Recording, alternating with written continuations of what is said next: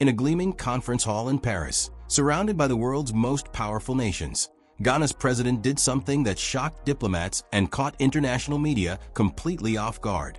He looked directly at the West and said the system they built isn't working for us anymore. This wasn't a private conversation or a carefully worded statement filed away in diplomatic cables. This was public. This was bold. And it marked the moment when an entire continent began to reclaim what was taken from it centuries ago. What we're witnessing right now isn't just political theater or a minor shift in international relations. This is the beginning of Africa finally waking up to a truth that has been hiding in plain sight. The partnerships, the aid, the loans, and the investment deals that the West has offered aren't acts of generosity. They're chains. And after generations of accepting them, African leaders are starting to understand that true independence requires doing something radical, actually taking care of yourself. The scene in Paris tells us something crucial about how global power actually works. For decades, Western nations have maintained influence over Africa not through military occupation or outright colonial rule. That era officially ended. Instead, they've maintained control through something far more subtle and far more effective: dependency. Africa became dependent on Western money, Western technology, Western expertise, and Western approval. And with that dependency came something invisible, but absolutely suffocating: the loss of real choice. You can't truly be independent when you need someone else's permission to feed yourself. But Ghana's president wasn't alone in that room, and he wasn't alone in thinking this way.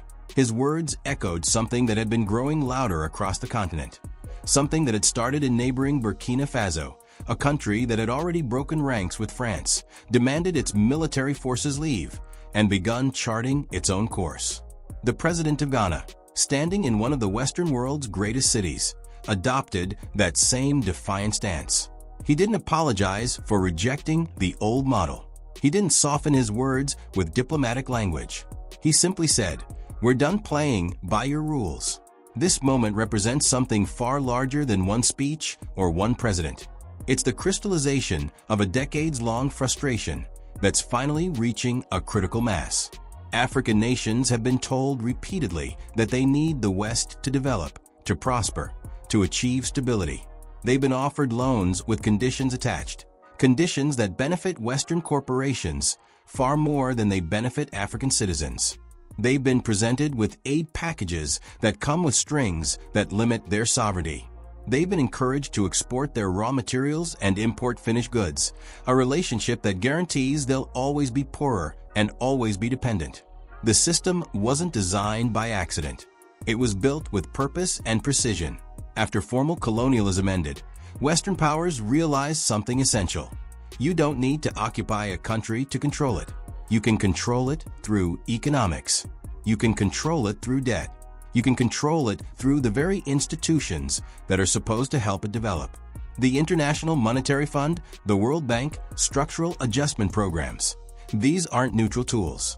They're mechanisms of control dressed up in the language of development and progress. Ghana's president understood this. More importantly, he was brave enough to say it out loud in front of the people who benefit most from maintaining the system. And what's remarkable is that his words didn't arrive in a vacuum. They arrived in a moment when the conditions were finally right for them to land with maximum impact. African nations have been watching what Burkina Faso did.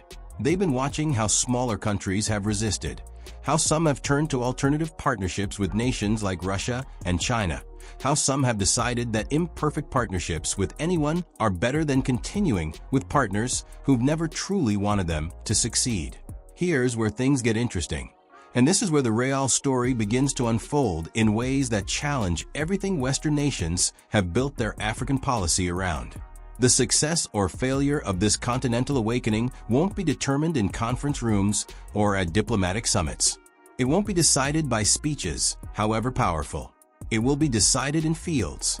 It will be decided in markets. It will be decided in the soil where food is grown and the workshops where things are made. It will be decided by whether African nations can actually feed themselves. And this is where the narrative shifts from pure politics into something far more tangible and far more important. For generations, African nations have been told they should focus on what they're naturally suited for: extracting minerals, growing crops for export, serving as markets for Western goods.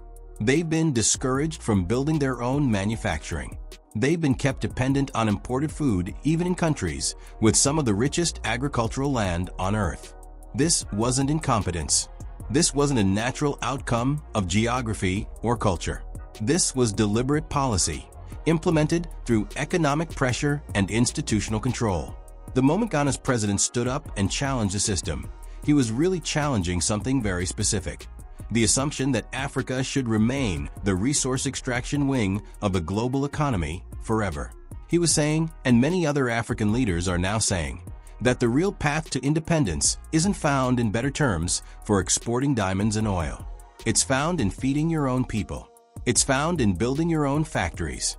It's found in creating value domestically instead of eternally sending raw materials elsewhere while importing everything you need to survive. Think about what this means in practice. A nation that can feed itself has leverage. A nation that can manufacture the goods its people need has dignity and stability. A nation that controls its own resources without external pressure isn't vulnerable to the economic blackmail that has been the West's greatest tool for maintaining influence. For the first time in modern history, African nations are collectively beginning to understand that the gap between being formally independent and actually being independent is enormous. And that gap needs to be closed not by asking for better treatment from the West, but by building real capacity at home. This shift in consciousness didn't happen overnight. It's been building for years, decades even. But what's changed recently is that the old excuses for why Africa couldn't pursue self-reliance have become increasingly transparent. Technology isn't a barrier anymore. African farmers and entrepreneurs have access to the same tools as anyone else. Knowledge isn't a barrier. Expertise exists on the continent and can be developed. Capital isn't the fundamental barrier either, because African nations actually possess enormous wealth. It's just been flowing in the wrong direction for centuries. The real barrier has been psychological and political. The internalized belief that Africa can't do it without the West. Ghana's president challenged that belief in the most public way possible. And in doing so, he gave other leaders permission to do the same.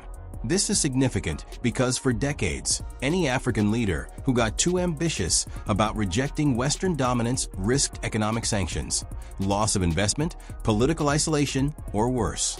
The West had mechanisms to punish resistance. But something has shifted.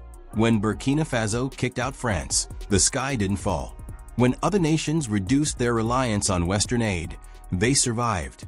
When African countries began exploring alternative partnerships, they found that the world was much larger and more flexible than Western institutions had suggested. The implications of this shift are genuinely staggering if you stop to think about them. We're talking about a continent that contains roughly 17% of the world's population and possesses roughly 30% of the world's mineral wealth. We're talking about nations with some of the most fertile land on Earth, with young, growing populations, with enormous untapped potential. For the entire modern era, that continent's resources and labor have been directed toward enriching other parts of the world. What happens when that changes? What happens when African nations prioritize African prosperity instead of Western profit? The Western response to this shift has been illuminating. Rather than embrace African independence and suggest a genuinely equal partnership, the response has been a combination of threats, promises of renewed investment, if only Africa will be reasonable, and attempts to paint the alternative partnerships as worse. There's been talk about China's neo-colonialism, about Russia's instability, about how only the West truly wants what's best for Africa. But these arguments ring increasingly hollow to African leaders who can read history books. They can see that colonialism wasn't some unique Western phenomenon. The difference is that Western colonialism happened to last very long and created systems that persist centuries after formal independence ended. They can see that partnership with the West has meant centuries of resource extraction with little to show in terms of African development. What happened in Paris then wasn't just one president speaking truth to power. It was a symptom of a much larger transformation. It was evidence that the psychology of dependency is breaking down. It was proof that African nations are beginning to see themselves as agents of their own destiny, rather than supplicants begging for crumbs from the global system's table. And most crucially, it was a public declaration that the old model, dependency dressed up as partnership, is being rejected. But that's not the full story, because rejecting something is much easier than building a real alternative. Here's where things get complicated. Creating genuine food security isn't just about having good soil and rain. It requires infrastructure. It requires knowledge exchange. It requires credit systems that allow farmers to invest in their land. It requires storage facilities to prevent spoilage. It requires transportation networks to get food to markets. It requires policies that protect local farmers from being undercut by dumped agricultural imports from countries with massive subsidies. It requires time, investment, and sustained focus. And it requires something that's even harder to quantify: a genuine commitment to the long-term benefit of ordinary people rather than the short-term profit of elites. This is the true test of whether Africa's awakening is real and sustainable or just rhetoric. Anyone can stand up and reject Western dominance. The real question is whether African nations, individually and collectively, have the will to build real alternatives. Ghana's president spoke powerfully against the system, but the question the continent now faces is, what exactly are we building instead? How do we transition from dependency to self-reliance? How do we do it fast enough to matter while the global system still gives us some leverage? These aren't rhetorical questions. They're existential ones. Because the window for African nations to remake their relationship with the global economy may not stay open forever. The longer African nations delay building their own capacity, the more entrenched their role as resource exporters becomes. The more they depend on imported food, the more their vulnerability to food price shocks increases. The more their wealth flows out instead of circulating internally. The more their people remain poor despite living on a continent of abundance. What's fascinating about this moment is how much it contrasts with how major geopolitical shifts are usually portrayed. In Western media, the focus is almost always on what the West is doing, on how the West should respond, on what this means for Western interests. But the real story isn't about the West at all. The real story is about what Africans are doing for themselves. It's about decisions being made in government ministries across the continent. It's about young farmers deciding to plant crops that feed their nation instead of crops that feed Western consumers. It's about entrepreneurs building businesses that serve African markets instead of serving as conduits for Western products. It's about teachers, doctors, and engineers who could leave for better opportunities elsewhere, but are choosing to stay and build. The speech in Paris was important symbolically, but it was really just the beginning of the conversation. Because once you say no to the old system, the hard part starts. The hard part is actually building something different. The hard part is making the investment decisions that will pay off generations from now, even if they don't look profitable in the next quarter. The hard part is resisting the pressure to go back to the familiar model when things get difficult. And they will get difficult. This is where understanding the forces at play becomes crucial. The Western system is incredibly powerful and incredibly invested in maintaining control. When African nations begin to reduce their dependence on Western markets and Western capital, the response won't always be diplomatic. There will be economic pressure.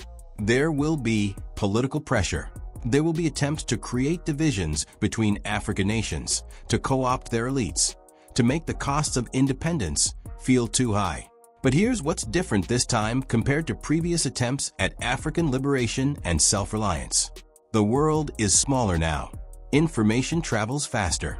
Young Africans can see what their peers in other countries are doing. They can learn from each other's experiments and failures and successes. They can access technology that would have been unthinkable even 20 years ago. And perhaps most importantly, they're building in a multipolar world, not a bipolar one where they had only two choices. They're not limited to choosing between Western or Soviet influence anymore. They have options. and options, actual genuine options, create the possibility of real choice. Ghana's president understood this when he stood up in that conference room. He understood that the balance of power had shifted just enough that a nation could afford to speak plainly without fear of immediate economic collapse. He understood that the continental mood had shifted enough that his words would resonate rather than alienate. He understood that the alternative partnerships that had opened up made it possible to imagine a future not built on Western approval. What we're watching unfold across Africa right now is essentially a continent-wide renegotiation of the terms of existence. It's not happening all at once. It's not happening uniformly. Different nations are taking different approaches. Some are moving faster than others. But the direction is consistent, away from dependency towards sovereignty, away from allowing external actors to determine their futures, toward determining their own futures, away from focusing on what enriches the West, toward focusing on what enriches Africa. The outcome of this renegotiation will reverberate far beyond Africa's borders. It will determine whether Africa remains the world's resource colony or becomes a genuine economic powerhouse. It will determine whether the global system remains dominated by the Western powers that created it or whether it shifts into something more genuinely multipolar. It will determine whether the next century's prosperity is built on the continued exploitation of Africa or on Africa's genuine development and self-reliance. And perhaps most importantly, it will determine whether billions of Africans live with genuine dignity and agency or whether they continue to live with formal independence but actual dependency. Ghana's president stood up in Paris and challenged the system because he understood something fundamental. The current arrangement was never designed to help Africa succeed. It was designed to keep Africa dependent, to keep Africa as a source of resources and a market for finished goods, to keep the global system oriented toward the benefit of the nations that had already become wealthy. Challenging that system isn't defiance for its own sake. It's the only logical response when you actually understand what the system is. And what makes this moment truly historic is that his defiance didn't come alone. It came as part of a larger movement. It came as part of a continental awakening where more and more African leaders, more and more African people are asking themselves, why should we accept this? Why should we assume the West knows what's best for us? Why should we structure our economies around serving others instead of serving ourselves? These are radical questions in the context of the modern global system, but they're also the most obvious questions imaginable. The continent's awakening is far from complete. There are obstacles. There are vested interests, both Western ones and corrupt African ones, fighting to maintain the status quo. There are ideological commitments to the current system that run deep. There are practical challenges in building alternative infrastructure and alternative relationships. But the psychological shift has already happened, and once that happens, everything else becomes possible. What happens next will depend on whether African nations follow through on the rhetoric with actual policy changes. It will depend on whether they invest in agriculture, in manufacturing, in building the internal capacity they need. It will depend on whether they can maintain unity across the continent, or whether they'll be divided and conquered as they have been historically. It will depend on whether their leaders have the courage to make difficult decisions that don't enrich them personally, but enrich their nations collectively. These are big ifs, and many of them are uncertain. But what's no longer uncertain is this: Africa is no longer asking for permission. The old system of dependency is being rejected. The psychology of subordination is being overcome. And a new model based on sovereignty, self-reliance, and dignity is being built. That transformation, more than any single speech or any single nation's actions, is the real story. That transformation is what will echo through the decades ahead. When historians look back at this moment, they won't focus primarily on what was said in Paris. They'll focus on what was decided across Africa in the months and years that followed. They'll focus on the farms that were invested in, the factories that were built, the policies that were changed, the young people who chose to stay and build rather than leave for opportunities elsewhere. They'll focus on whether Africa's awakening translated into Africa's actual transformation. The challenge now is to take the courage that was demonstrated in that conference hall and translate it into sustained, difficult work. The challenge is to remember, when things get hard, why the old system was rejected in the first place. The challenge is to build something new, something that might be imperfect, that might face setbacks, that might require sacrifice. Because the alternative of returning to the old system is simply unthinkable. Ghana's president did something remarkable when he stood up and challenged France and the West. But the most remarkable thing that could happen wouldn't be another speech, no matter how powerful. The most remarkable thing would be if his words marked the moment when Africa finally decided that the right to determine its own future was worth fighting for. That moment may have just arrived. And if it did, the world is about to witness a transformation unlike anything it has seen in modern history. Because when a continent of 1.4 billion people stops playing by rules written centuries ago and starts writing its own rules, everything changes.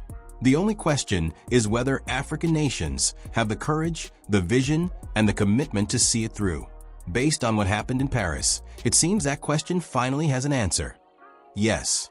And that terrifies the people who've benefited from the old system, which is exactly how you know something real is about to happen.